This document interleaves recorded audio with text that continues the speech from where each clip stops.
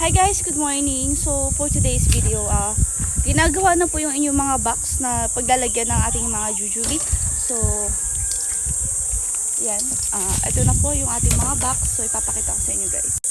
Hi guys, so today, ito na yung ating mga frame or kawayan ng ating jujube. So customize po ang ating lagayan. Dito nabibili kahit saan para safe and secure ang ating mga jujubes na ipadadala sa inyo nationwide. So yan siya guys, ganyan siya binubuo. Frame ito guys, tapos kukoveran natin siya ng karton. So ganyan siya, lalagyan siya ng mga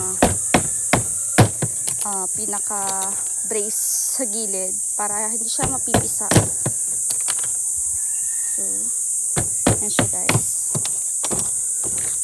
So later naman pupunta tayo sa ating plant nursery and doon na natin ilalagay yung mga halaman. So ipapakita ko na sa inyo guys. Bye!